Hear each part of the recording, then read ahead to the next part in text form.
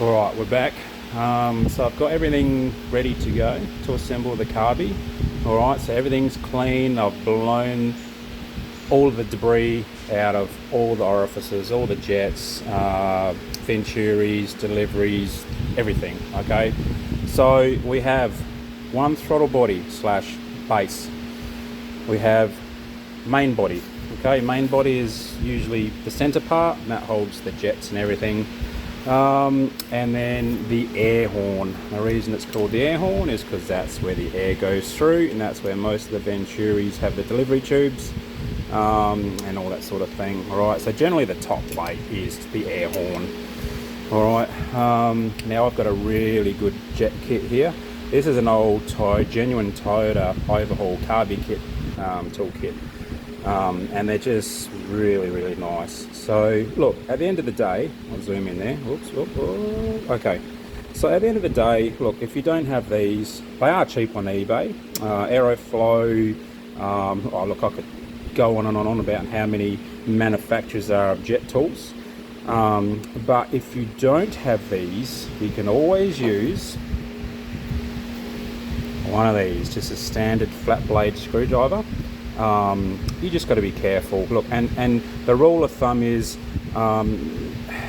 from corner to corner, so the width of the tip of the flat blade screwdriver should sit comfortably within the edge to edge of the jet, or in this case this is the seat for the needle and seat, so float bowl operation. Obviously if I use this one, someone's had a real good crack at this one, it's disgusting. So I can't use this screwdriver because look at that, she's a little bit too small. So in this case, I'll get a good one that I do have, which is correct. Alright, this one. Alright, so I'll go in there. Alright, oh, I think I got the wrong one. Oops, yep, shy. Where's the bigger one? There you go, it was up in backwards in my kit, so that's why I didn't see it. Alright, so the light's not great, guys, I know, I'm sorry, but you can see quite clearly that the width of the tip of this jet tool is exactly the same, and these are very common actually. Most jet tools the same size, because there was a considerable standard around the world with the carby manufacturers, and the threading bore size, the width of the body of the jets, etc, etc. A lot of things in the world are a common generic size, and it's what we call standards these days. You know, the best example there is emission standards. Well, the world's got to pretty much abide by most of it. However, there's some that don't. We all know that. It's very controversial at the moment. But anyway, so look, if you don't find a particular OEM part, for in this instance, you know, jets for a quadrajet, there's a lot of Holley and Stromberg and alike jets that are the same. They got the same internal jet size, and they all fit the same needle characteristics. And what I mean by that is the actual shape of the jet tip. All right, so you can think outside the square, and you will manage to buy something that will do the job. All right. Anyway, moving on. So I've got gaskets. There's a few different sizes there, a few different types. I love the standard gasket, which I get, I get from America now, for certain reasons. There's some locals, if they got them, I'll grab them. If not, well, we've also got the check ball. We've got the primary hat, which is this little plastic retainer for the primary needles. Okay, that's all there. We have a one-use, well, you could use it depending on how dirty you get it, multiple times I guess, and that is for checking the float height. All right, this is a float height, but we'll go through that. Okay, a new accelerator pump. Okay, so I call that the squirty pump. So when you put your foot down on the accelerator, that moves down and shoots a nice squirt of fuel into the primaries. All right, which is the smaller ones, the primaries. And that's what allows the engine to gain RPM, and then the main jets will take over from there. All right, we've got a new needle and seat. Look, I don't need this anymore, but for the people learning at home, all the kits come with a fairly good repair manual. Once again, I like the standard brand, and I'll just get the kit so you can see. So it's high grade carby kit, the standard. All right, kit ensemble Jugo 1213B. That covers 90% of your quadrajets, and they are a really great kit. It comes with everything. Look, you just can't go wrong. You've got the choke retainer plates, the screws, you've got the pop rivets for the seat leaking issue. It's all there. All right, so tool wise, well, flat blade, a couple of different sizes if and only if you don't have your jet removal tools. But if you're going to get into carbies, and I love them, I really do, I love carbies more than EFI. There's just more to do, there's more to learn, there's more just the sheer enjoyment out of fitting one of these after you've built it and tuning it on that engine, and then taking that car or boat or whatever it's off for a drive, and it just runs smooth, and your AFR, which is our air fuel ratio, is good. It's just so rewarding. I don't know how anyone can get sick of that, but look, it's not for everyone, but I love it, and I will continue to love it, and I would like to pass it on and the skill sets to others so that you can enjoy it too and just have a bit of fun. All right, so flat blade, I've got one Phillips head because there's 3 Phillips head screws on this whole carby. Now I've got a Defcon kit here, which is basically just a epoxy kit. I have a magnet. I don't generally use them. Only time I sort of have to use that is when I'm trying to get the jets and the pieces down in here, and not all of them have decent steel content. Most of them are just solid copper or bronze, so obviously the magnet doesn't work. All right, but anyway, magnet's there if I need it. You can drop screws and little nuts, and it's just good to have a little magnet. All right, so when it comes to the epoxy, now what you definitely use those for on the quadrajets, there's not many carbies that I've had to do this, but when they manufacture what we call the main body, okay, there's a lot of wells, okay, so few bolt well, your mains, primaries, lots of passages where fuel floats and fuel sits until it's used again. So when they machine and drill all of the orifices and the delivery lines inside the carby, well, obviously where they drill, they have to cap it, because if we have, and I've seen this so many times, we have a leaking well cap. All right, now this one has definitely been repaired before, all right, because you can see the fuel's got to it, and the older epoxies weren't that great. There's a time-consuming way to replace these plugs. So basically you drill the center of the hole, put a self-tapping screw in there, and then what we do is we get some side cutters and we yank it out. All right, and then we get a little Welsh plug and sealer in both, and you're good. Okay, but unfortunately these little guys, you can't really do that. You can put little lead plugs in there, but I tell you what, so hard to find. So the easiest and most sort of reliable trick is just some really good quality epoxy resin. Okay, even that metal stuff, I can't remember what it's called. I used to use it a lot back in the day, but it comes in a tube, you squeeze it between your fingers, and the two parts A and B mixed together, starts getting warm, and you put it over. But epoxy is great, all right, and it will never ever fall off. And look, because when it dries, it is quite hard. However, it's brittle when hit quickly.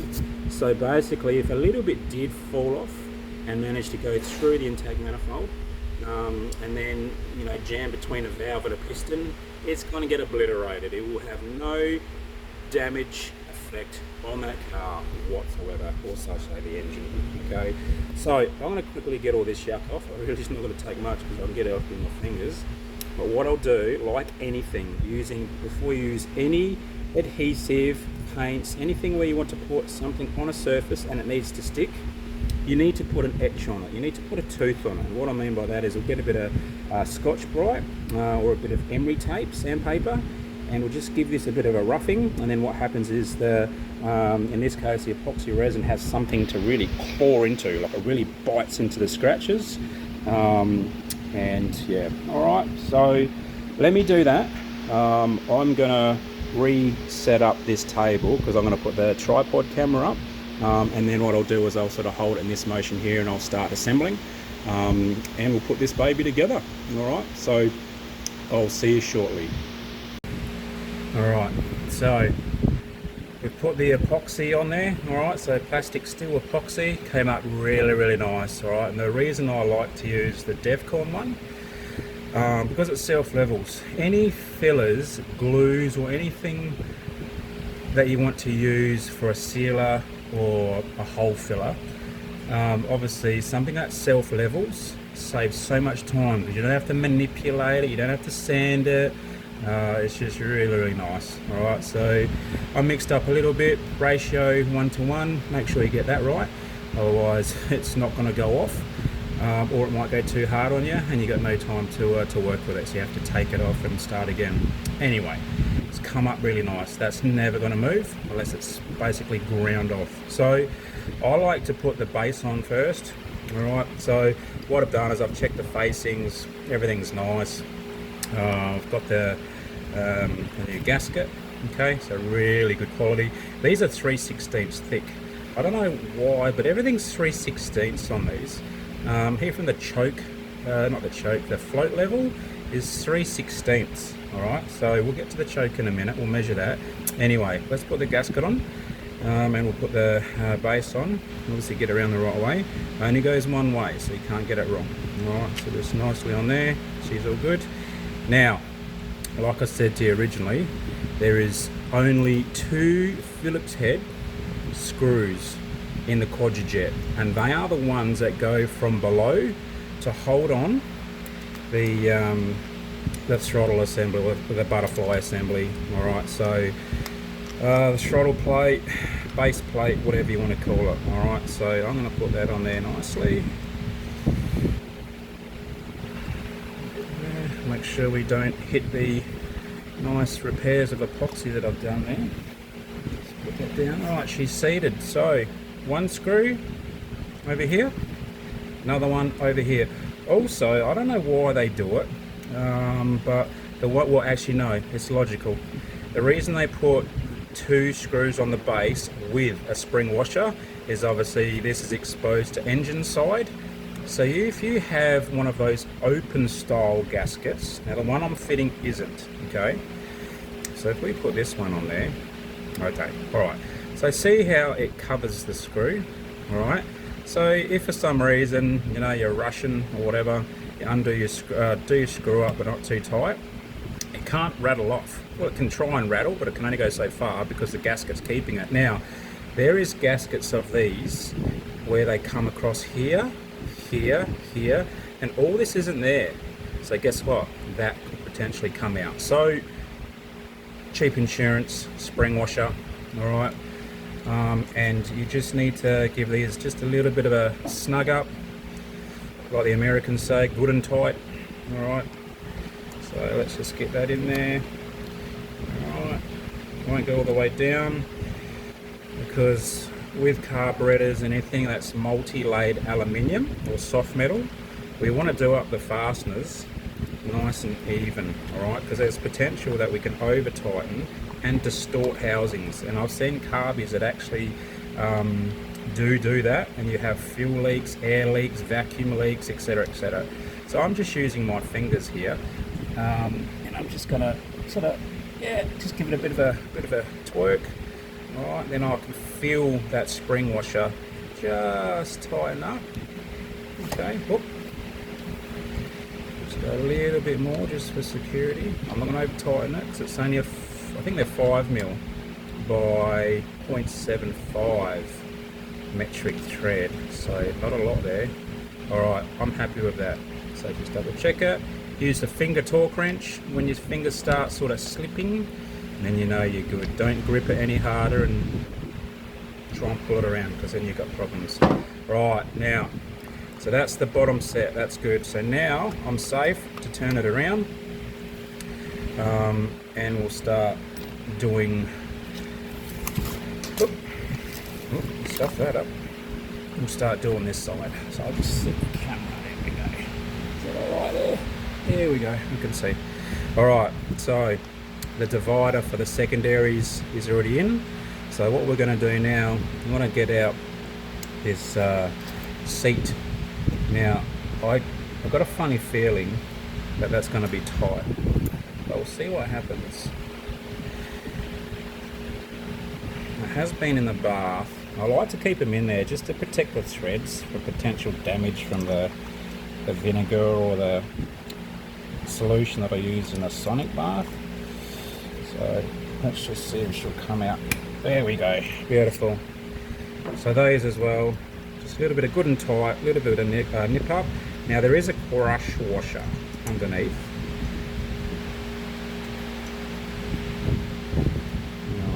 So the crush washer is this one here, okay? Just a sealing gasket. So we'll put that to the side, and I've got a brand new one, okay? One I prepared earlier. Alrighty, all good to go. So we'll put that down in the hole. Make sure that gasket stays where we want it to. And gently start the thread so we know it's there. Never force it on an angle, because if you de-thread it, you're in a lot of strife. Alright, and then what I do with my tool, I'll just get something small, just as a bit of a leverage point, and I'll just give it just a slight twist. There you go. So it's crushed the washer, so it will seal. And also, we haven't over tightened it. So the next guy that comes to put it together or whatnot, or take it apart, is going to have stripped threads and curse at people like me. Alright, so next, we're going to check the float level. Alright, so what I do there, now, what generally happens is the needle hangs on the back of the float arm with a tiny little clip, which is, I don't even know you're going to see that. See that little clip there? But when I set up the float, I don't put that hanging clip on first. I just put the new needle in the seat. Just let it drop in. Oop, get in there, go online, be nice. There we go. Alright, and then what I'll do is I'll put the hanger clip in. Now, this hanger pin, the rounded edge must face the top. Alright, so in through the hole. Now what we'll do is we'll put the float in there, and you'll see the little area there for the pin to sit in. Alright, there we go, she's in there. So obviously, for those that don't know how the float works, we have fuel coming in here. This is a delivery, so fuel pump pressure coming in this way, whether it's a mechanical pump or electric. Fuel come in, right? And then what happens is it comes straight up through the center of the seat. Now the needle valve that's in there obviously stops that fuel flow when it's too much, okay? So I'm not going to go into the nitty-gritty of that, because there's things like carbies flooding and why they flood and jam needle in seats and all that. Let's forget that. This is just a recon video only. Now, when the fuel fills up in the bowl, so this whole fuel pool here, I call it, right, what will happen, like anything else, this float will start to lift up once the fuel is underneath it, okay? And then when it lifts up so far, it will push the needle valve down and stop any more fuel delivery coming in. It's the same as your aircon units on your roof and anywhere where you need to control the level of a fluid and there's a float involved, you're going to have a needle and seat style, okay? Anyway, so what we need to make sure to ensure that this doesn't flood because we've got the float set too high is we need to measure what we call the float height. Alright, so what we'll do is, well, there's a spec, and we're going to go across the facing of the main body here, and then we're going to go from there down to the tip of the top of the float. That's where they design the level, alright? Now in the good kits, the cheap kits don't come with it, but they will give you imperial, and on the other side is metric, alright? I'm old school, I was brought up imperial.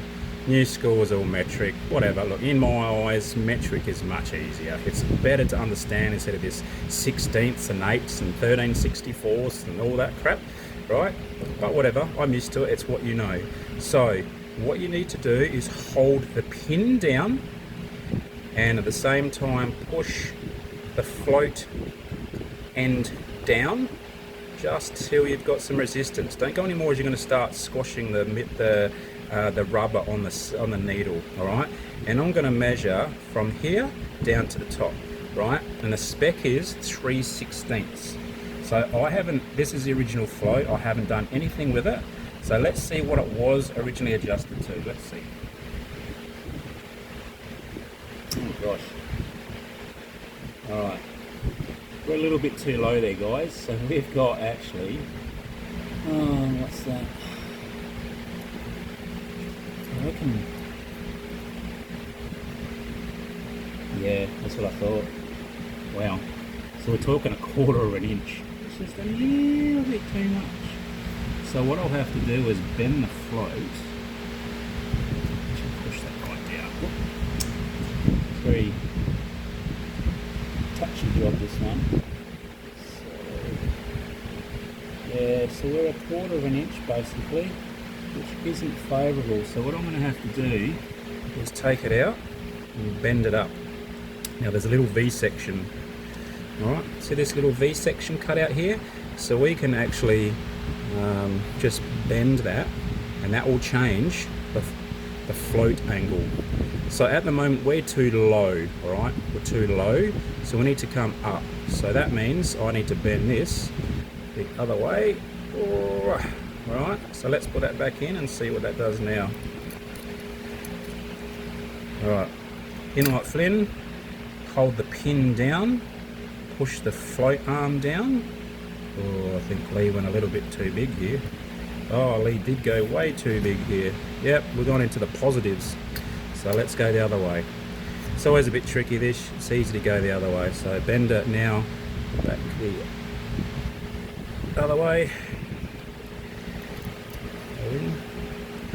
The reason I like these videos is because you've just seen me have a negative effect on a wrong adjustment, which was all my fault. So it's real life measuring, real life assembly. You know, I haven't set all this up so that everything is 100% right the first time. All right, I don't believe in that.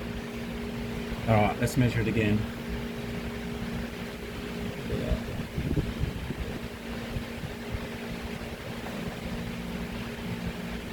No. 1, 2, 3. No, need to come just B's bum up. A bit. Try that.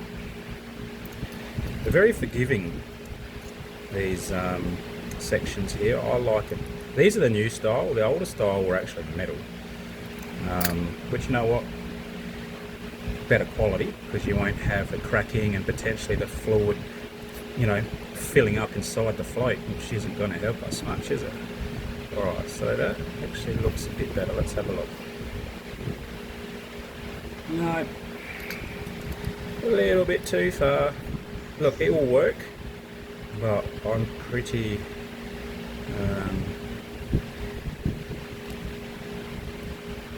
what do you call it? Fanatical, anal, I don't know what you want to call it. I'm just pretty picky with my measurements, and I just like to be on the money. Right, so that's down, that's down.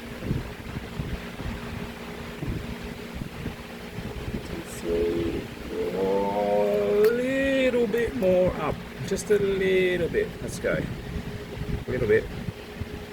Yeah, let's have a look. I think I'll be happy with this one. We'll call it. And I think we'll wing it. That's what we say, wing it.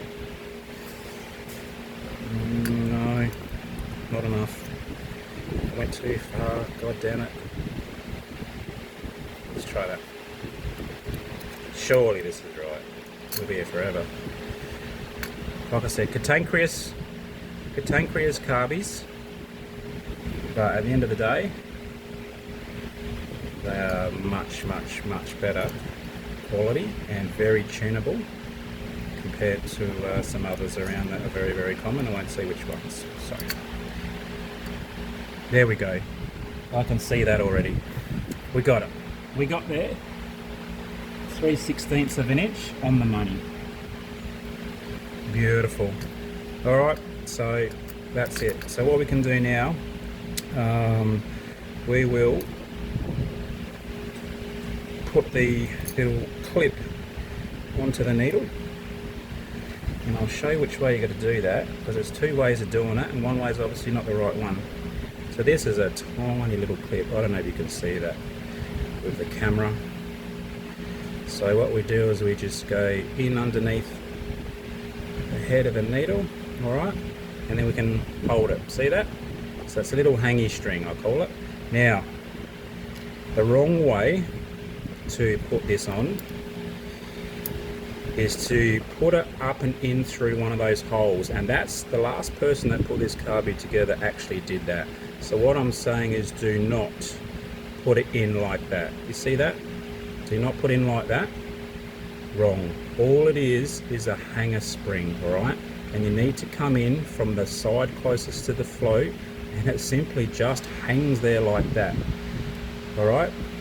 So what we'll do is we'll chuck that in there. Make sure it guides in and everything lines up. There we are. She's in. Okay? So that ain't going anywhere. Apparently the reason that spring's there is the original fuels from years ago. Obviously we know they used to gum up. When the fuel was left for so long, it would leave a residue and it would gum everything up.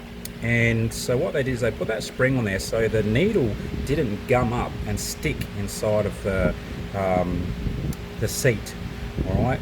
But I've seen cases where it's pretty extreme and that spring didn't do anything, all right? Anyway, good engineering, and if it solved 80% of the issues of gumming up, then it's a win in my eyes. So, all right, happy with that. Awesome. So what we'll do now is we'll put the accelerator plunger in there, which is this one. All right, so we go back to how this works. So there is a ball bearing, which we call a check ball, that goes in here. Okay, so remember, this is the well of fuel. There's fuel in there all of the time.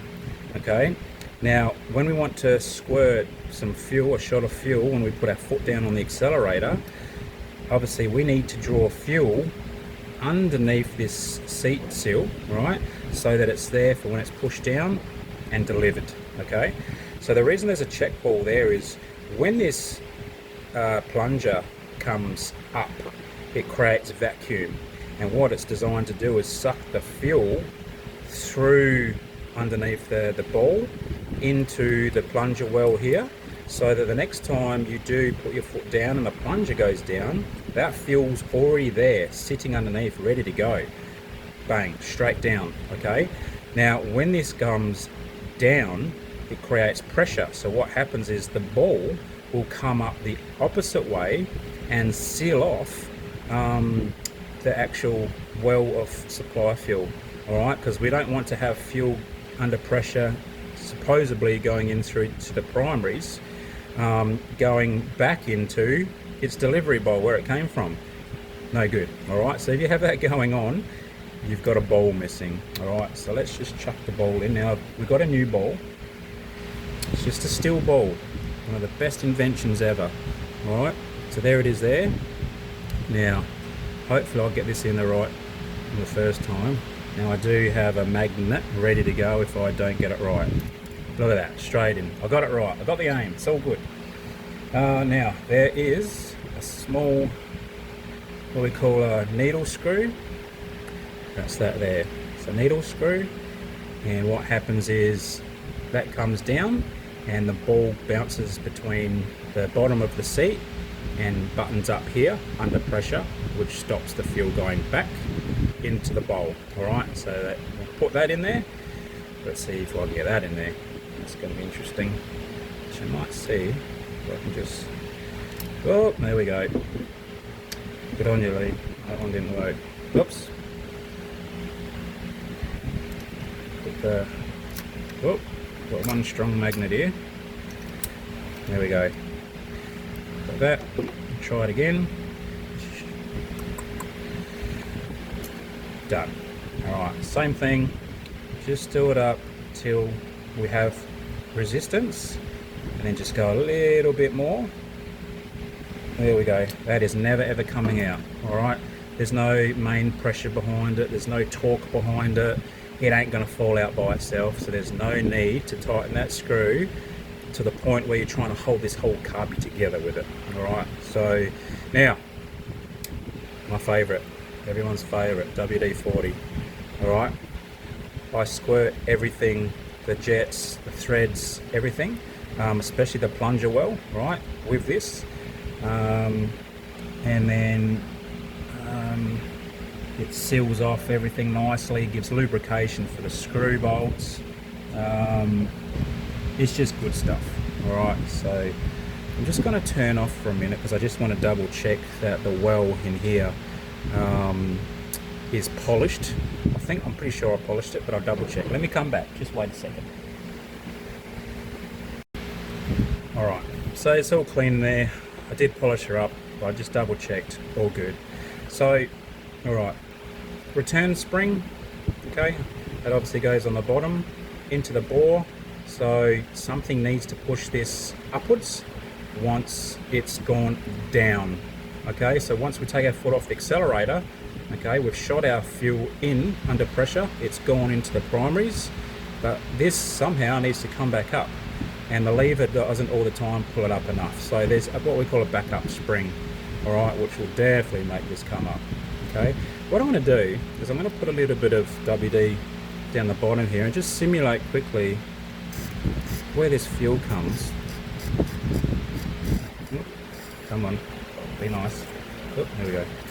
All right, so I've put a couple of cc's in the bottom there. Put the plunger in and I'm going to show you what happens. So let's pretend we've got some fuel underneath because it's come up. Now I'm going to push down on this plunger and let's see where the fuel comes out. Now it's only going to come out of one because it's only a little bit down the bottom, and it's going to take its easiest path, but let's see what goes on. So I'll give it a bit of a squirt. Oh, there we go. Oh, it did come through both. See that? So here and here, which is the primary delivery. There we go. Bit of a squirty squirt squirt. All right, so that's going to come up through the air horn, through the delivery, down. And there we go. All right, so we'll leave that in there because we need to. Now there's something I wanted to show you guys. The earlier units, actually no, I think it's the later units, my apologies, had what we call a holding block, right? So this here would sit in the top there, right, to hold everything down, okay, with the gasket. Now what you'll see with this one is, now there, you'll see there's a little steel clip cradle which this pin sits into. I don't know if you can see that. All right, now the earlier ones didn't have that, so they used one of these. All right, now I've got another one I can show you.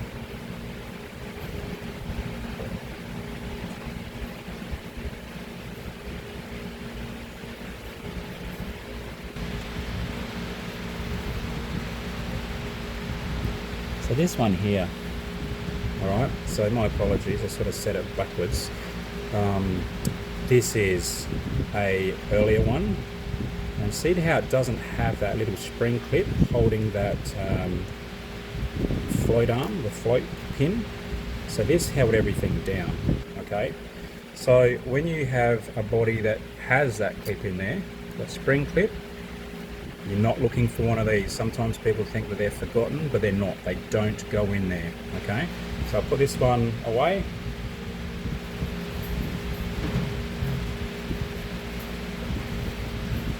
And obviously we don't need that.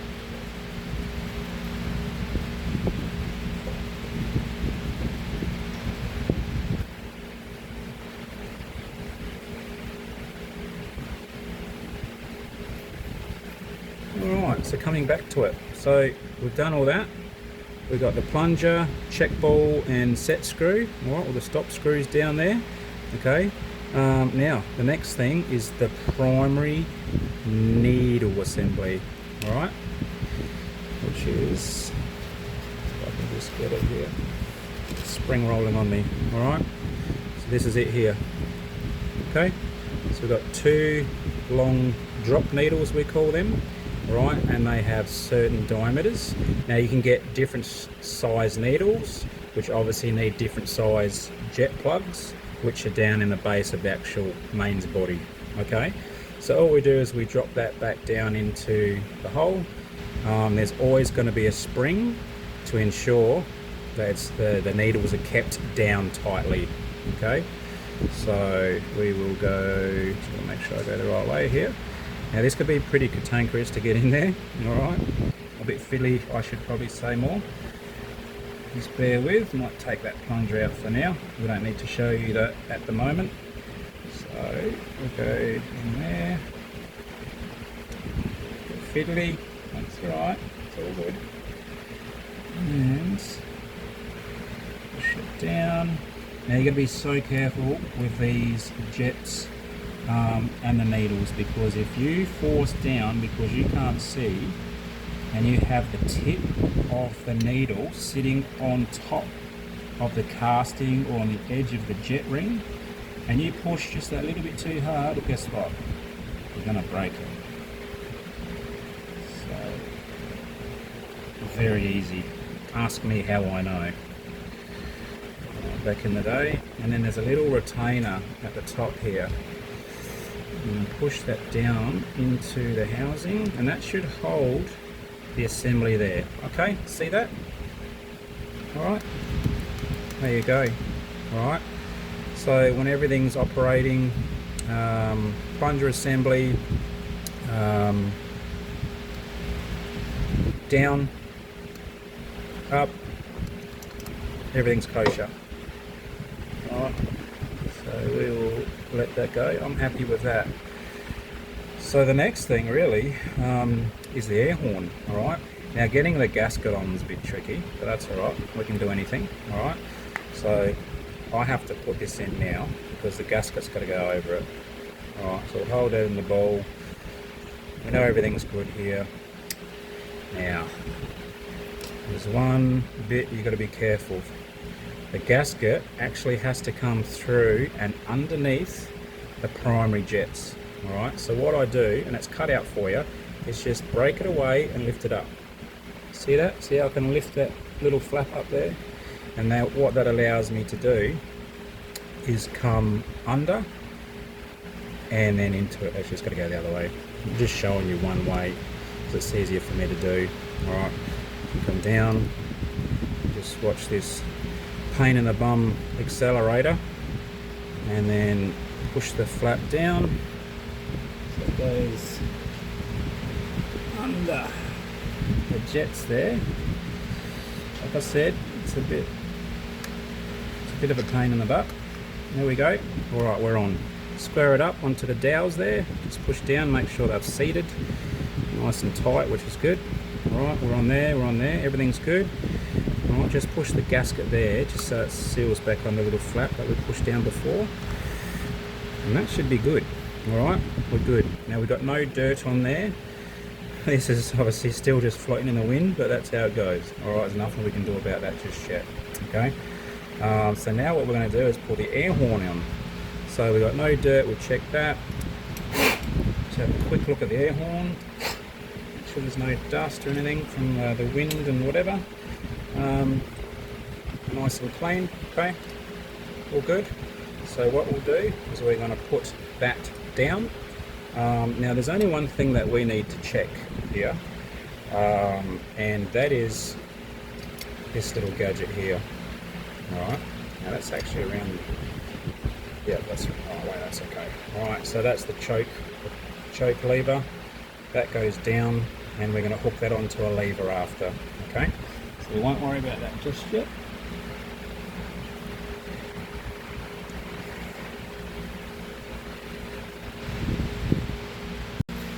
Alright, So what I've done is I've put the air horn on. To save time, you don't want to see me doing up screws, so what I've done is I've put all of the screws in, okay, down in there. There's those taper ones that we pulled out originally, and just snip them up, but just make sure, because we have aluminium bodies, we want them to be nice and flat. We don't want screws tightened more than the other, because you get distorting, and in carburetors distorting can happen very easy, and we can have leaking gaskets, or we can have vacuum leaks, we can have like the transfer body holes not lining up, opening up. It's a disaster. So just remember, work from the center and either go around like a snail, bigger and bigger, or do what I was taught to do and go opposite. So in my case, I've gone 1, 2, 3, 4, 5, 6, 7, 8, 9. We're all equal then, so it's been tensioned down nice and flat. All right, so what we're going to do now, all that's left, the other thing I did do is I put the choke body on. The choke lever, like I said originally, is yeah, she's a fiddly job. Now this choke is actually going to be locked out, so I'm going to richen up this a little bit. Being a boat application, it doesn't have electric choke, it's mechanical heat style choke. This manifold does not have that, and it's never used in cold weather. All right, so basically I can tune this so it's going to be nice idle. It doesn't need cold start fuel, and it'll be fine. Okay, so I've put that on, all good. And I've also put the vacuum brake on. All right, so this is a vacuum cylinder, and what that does is that holds the secondary butterflies. All right, so the air butterflies, not the mains down below. It holds them closed when the engine is at idle, because we don't want the secondaries to open up at idle potentially, or even mid-range. There's the tuning factor there. So the way it's designed is obviously an engine, its highest idle is going to be, highest vacuum will be at idle, okay? So when you got high idle, this vacuum here pulls this little lever in, okay, pulls that lever in, holds it.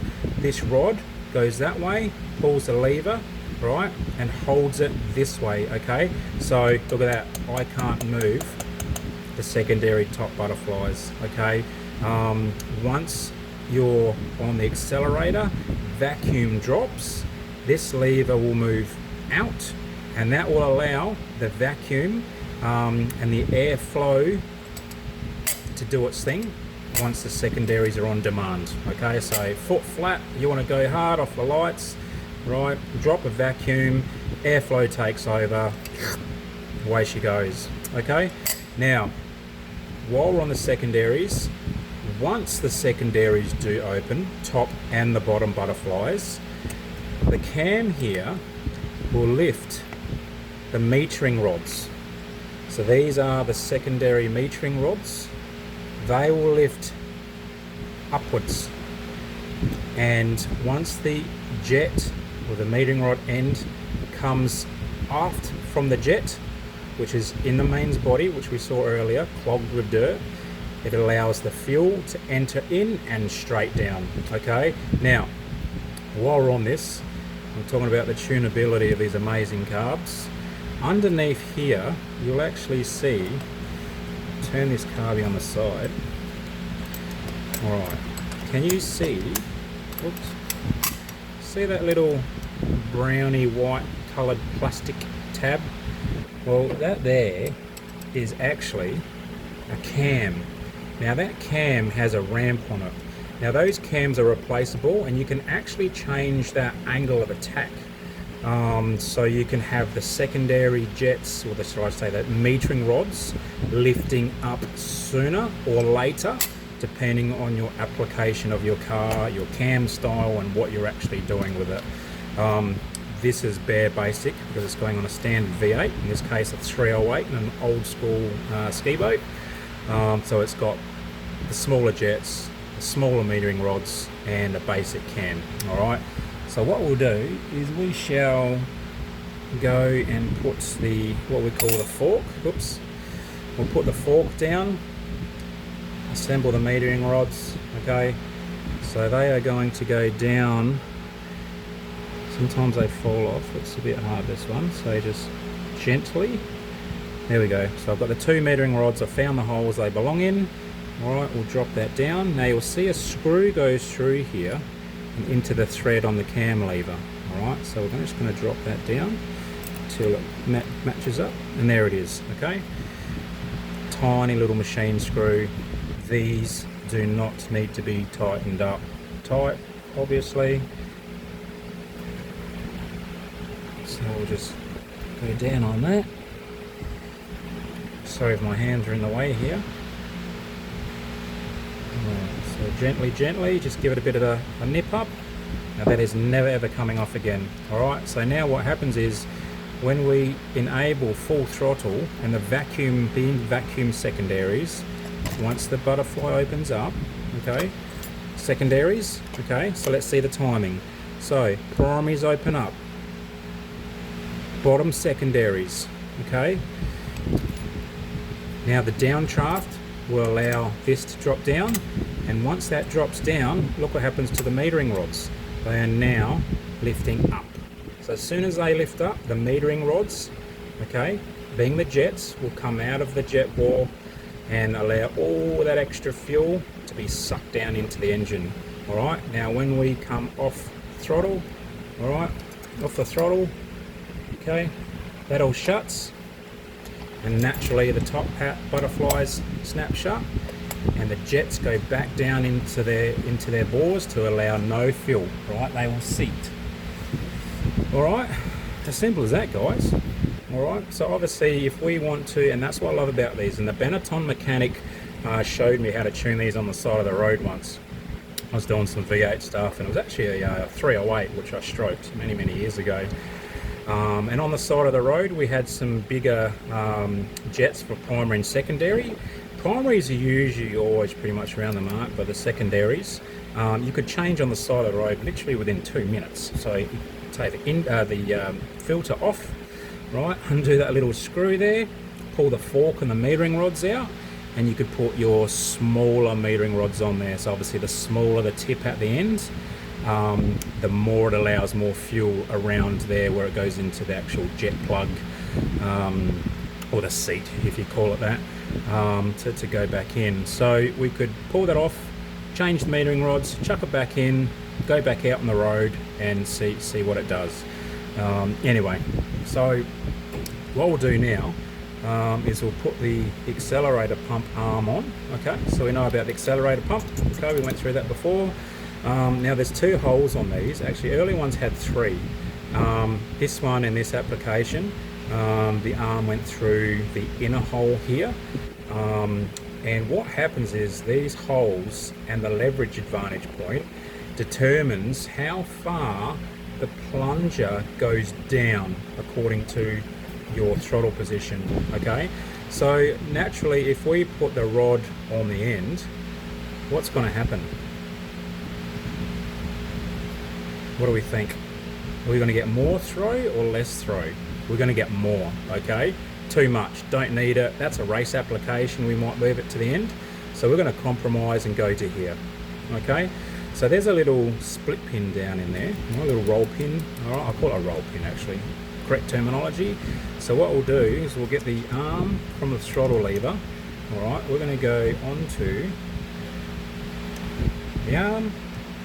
We're going to go down. I have to push this plunger down and then line up the little roll pin, and then what I'm going to do is I'm going to get the flat blade screwdriver in behind the roll pin and just bend it back through into the hole. So just give me a minute because I've got to see where I'm going here. In there. Oh, nearly. Okay, we got him. So I'll just make sure it's all the way home. Alright, she's there. Alright, so let's have a look at how this operates now. Alright, so now we are in the idle position. Foot is off the throttle. Let's see that the throttle arm is in the idle position. Now the idle adjustment is this screw here. The more we wind it in clockwise, the more advanced the throttle lever.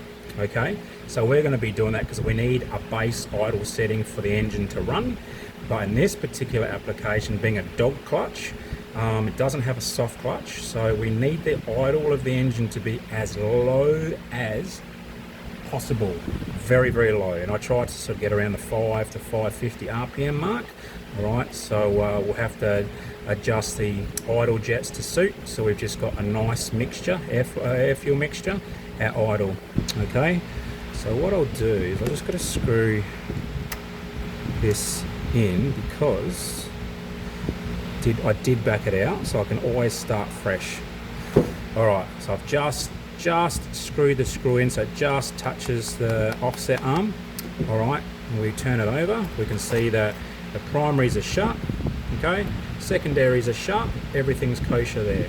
All right, now I need to pop in the idle air adjustment screws. Idle air, idle fuel, here he is here.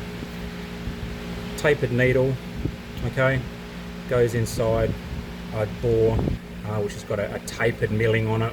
All right, so being a tapered point, when that goes into the opposite side, which is a nice tapered hole, the further this goes in, the less surface area allowed between that and the jet base or the seat. All right, this is basically a needle and seat, it's the same thing. Okay, now what you've got to remember with these, you've got to be very, very careful, because I've seen so many of these where they've got a dent line all the way around, and that's because people screw these in so damn tight, and what it does is it pushes onto the seat and dents it.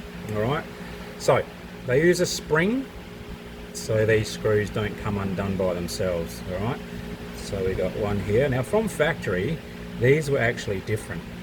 There was a plug in there, especially emissions, up to, geez, I think it was 70, oh gosh, the older guys out there will know more, but I got in my head, 1977, the quadrajets came out with these inside, pre-adjusted from factory, and there was lead plugs covering, and you couldn't adjust them, but we got smart here, so it didn't take much. So we'd drill and remove the plugs, and then you could use a really small screwdriver to go in there. But pre-emissions, look at that, it's hanging out right in front of your face.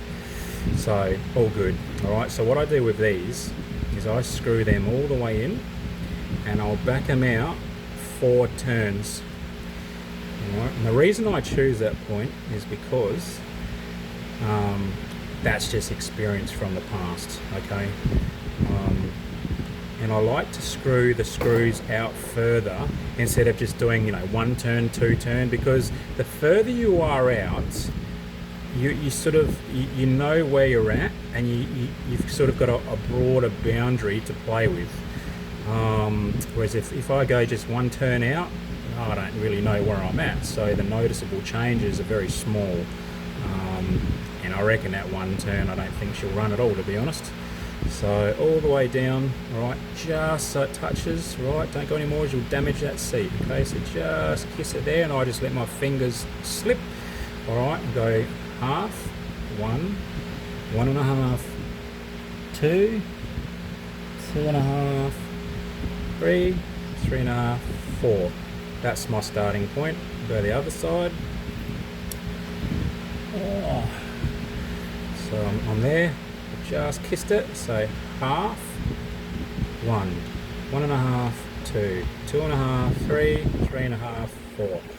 That is our start. Make sure that both sides are exactly the same. Well, there you go. So that's it. I will proceed to get the right seal, which is odd. I've actually never had the wrong size sealing washer for the fuel inlet. I never have. So there you go. Can't be complacent, can you? So very important not to be complacent these days, now more than ever. All right, so what we'll do is I will take this, put it on the boat. I'll set up the gauges, so we'll do timing, we'll do vacuum. I'll put on the vacuum gauge, and we will tune this. I'll show you the fundamentals to get your quadrajet running 95% perfect without worrying about AFR readings, you know, dynos and all that sort of thing. Because obviously in a boat, we don't have a dyno unless we take the engine out and put the carby on the engine on the dyno and then put it on, you know, the engine back in the boat when it's dynoed. But I've seen variables there. I like to tune on site, on time is what I call that.